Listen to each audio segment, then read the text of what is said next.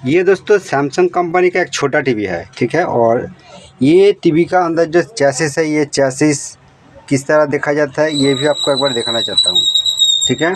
तो ये चैसिस का अंदर एक कॉमन फॉल्ट है, ठीक है। वो फॉल्ट आज आपको रिपेयर करके दिखाऊंगा। ओनली वन पार्ट चेंज करने के बाद ये प्रॉब्लम सॉल्व हो जाएगा। प्रॉब्लम क्या है कि ये सेट स्टैंड बाई से ऑन हो जाता है, बट दोस्तों स्क्रीन का अंदर लाइट पिक्चर कुछ भी नहीं आता है। और कुछ पोजीशन पर जो वोल्टेज का फ़र्क आता है वो आपको क्लियर करके दिखाऊंगा, मेजर करके दिखाऊंगा और आपको रिपेयर करके भी दिखाऊंगा। ओनली वन पार्ट चेंज करके ये स्टैंड बाई प्रॉब्लम को ऑन अप कर सकता हो, ठीक है। तो इसका सिम्टम किस तरह आ रहा है, चलिए मैं आपको सप्लाई देखिए एक बार दिखाता हूँ। देखिए मैं सीरीज लाइन से टीवी का अंदर सप्लाई दे दिया और टीवी का अंदर जो इंडिकेटर आप देख सकते हो, इंडिकेटर ऑन हो रहा है, ठीक है। ब्लिंक कर रहा है, इसी तरह ब्लिंक कर रहा है, आप देख सकते हो। इसका सिम्टम को आपको दिखाया, ठीक है। और ये स्क्रीन का अंदर अभी इसी कंडीशन पर देखिए टीवी ऑन हो गया, ठीक है। तो कभी कभी ऑन हो जाता है, कभी कभी ऑन नहीं होता है, ये इसका प्रॉब्लम है, ठीक है। आप देख सकते हो ये ऑन हो गया। बार दोस्तों बहुत टाइम पार्टी ने कोशिश किया कि ये ऑन नहीं हो रहा है, ठीक है। मैं थोड़ा चेक करके देखा, देखने के बाद जब वीडियो बनाने के लिए दोस्तों आपको दिखाना चाहता हूँ कि अभी इसी टाइम ऑन हो गया। तो प्रॉब्लम इसका दोनों टाइप ही आता है। ये टीवी अभी ऑन है और बंद करने के बाद आप दोबारा सप्लाई देखिए, जब देखेगा ये दोबारा ऑन भी नहीं हो सकता है, ठीक है। और कभी कभी अचानक भी ऑन हो जाता है सप्लाई ऑफ करके ऑन करने के बाद, ठीक है। इसी तरह प्रॉब्लम के ऊपर बहुत टेक्नीशियन फंस जाता है, कुछ भी बड़ा बड़ा टेक्नीशियन भी हो सकता है। तो इस प्रॉब्लम के लिए तो दोस्तों बहुत टेक्नीशियन लूज कॉन्ट्रैक्ट पीसीबी का अच्छा करके सोल्डरिंग भी करता है, ठीक है। सोल्डरिंग करने के बाद वो देखता है कि टीवी चालू हो गया, टीवी ऑन हो गया। और ये टीवी का अंदर जब कैबिनेट का पीछे वो ढक्कन को टाइट करके छोड़ देता है और सप्लाई देके पेमेंट लेके जब वो बैक आ जाता है, उसी कंडीशन पर पार्टी ने टीवी को जब चलाता है तो देखता है कि टीवी दोबारा ऑन नहीं होता है। तो इसी कंडीशन पर बहुत टेक्नीशियन फंस जाता है। ये बहुत ही इम्पोर्टेंट एक इन्फॉर्मेशन आपको ये वीडियो के अंदर शेयर करूँगा, ठीक है। तो अभी भी एक बार देखता हूँ कि सप्लाई देके ये टीवी ऑन होता है कि नहीं, ठीक है। फर्स्ट इसका इंडिकेटर पर फॉलो करना पड़ेगा, ठीक है। और चलिए आपको स्क्रीन के अंदर भी देखा, तो अभी स्क्रीन चालू नहीं है और आपको दिखाना चाहता हूँ ये दोबारा दोस्तों चालू हो गया। तो ठीक है, मैं इसी कंडीशन पर मैं कुछ टाइम ऑफ करके रखता हूँ और आपको दोबारा दिखाऊंगा कि दोस्तों ये चालू होता है कि नहीं, ठीक है। ये जो कुछ कंडीशन पोजीशन पर सेम कंडीशन इसी कंडीशन पर मैं रखता हूँ और उसके बाद दोबारा आपको कुछ टाइम के बाद सप्लाई देके दिखाता हूँ। तो दोस्तों ये टीवी को मैं कुछ टाइम बंद करके मैं रखा हूँ और उसका बाद आपको सप्लाई देके दोबारा एक बार दिखाना चाहता हूँ कि अभी बंद होता है कि नहीं। पर दोस्तों मैं एक बार ट्राई किया, बंद नहीं हो रहा है। और इसका इंडिकेटर को देखना पड़ेगा, इसका इंडिकेटर इसी तरह 4-5 बार ब्लिंक करेगा। ब्लिंक करने के बाद इंडिकेटर ऑफ हो जाएगा और टीवी चालू हो जाएगा।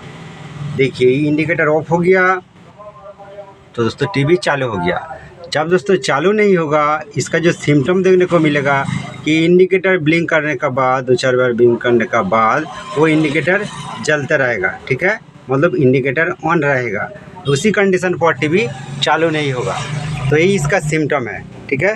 तो अभी सप्लाई ऑफ कर देता हूँ, ज़्यादा टाइम मैं वेस्टेज करना चाहता हूँ नहीं करना चाहता हूँ। आपको इसका पोजीशन नंबर दिखाना चाहता हूँ, कौन पोजीशन का अंदर वोल्टेज प्रॉब्लम हो जाता है, ठीक है। तो इसलिए थोड़ा सा मीटर लेके आपको एक बार वोल्टेज चेक करके दिखाना चाहता हूँ, ठीक है। तो आपको देखना पड़ेगा कि मैं सप्लाई दे देता हूँ, ठीक है। मैं सप्लाई दे दिया और EST सप्लाई अभी कितना है, EST सप्लाई दोस्तों अभी 125, ये परफेक्ट है, ठीक है। कुछ भी प्रॉब्लम ये नहीं है और टीवी भी अभी चालू हो गया। तो इसका जो प्रॉब्लम देखने को मिलेगा कि ड्राइवर सप्लाई, तो ये आउटपुट ट्रांजिस्टर है, ठीक है। ये आउटपुट ट्रांजिस्टर है।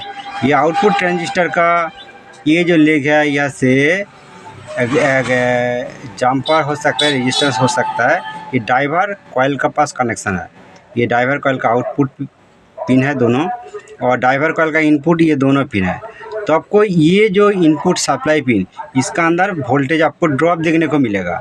ठीक है, यहाँ पर कितना वोल्ट आना चाहिए, यहाँ पर 12 वोल्ट आना चाहिए। ठीक है, ये 12 वोल्ट प्रॉपर है।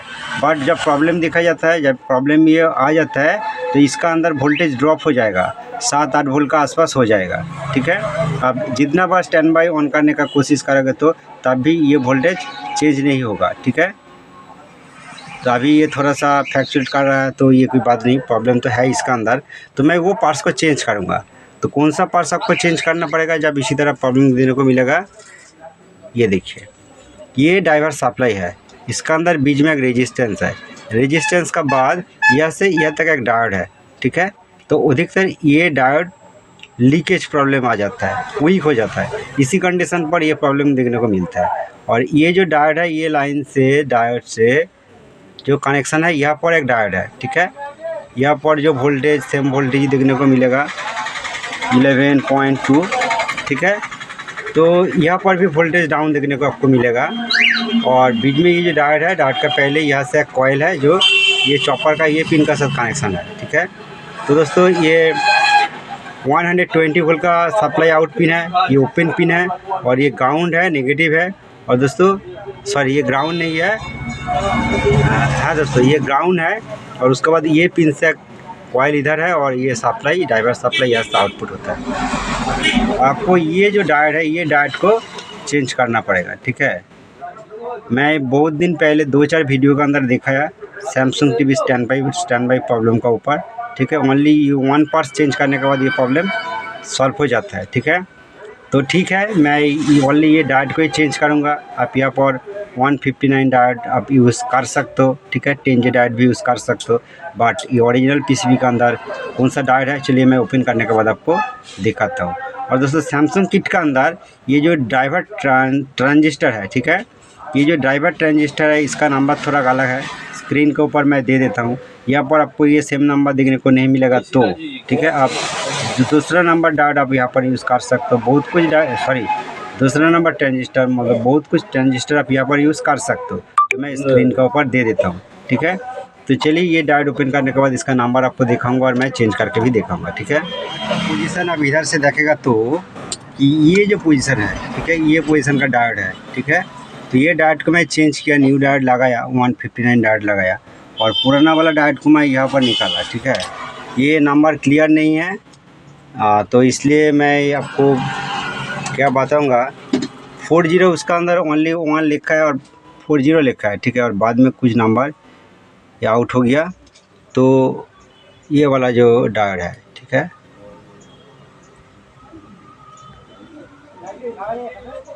मैं ये डायोड को, ठीक है, न्यू डायोड लगाया। ये सोल्डरिंग करने के बाद आपको दिखाता हूँ।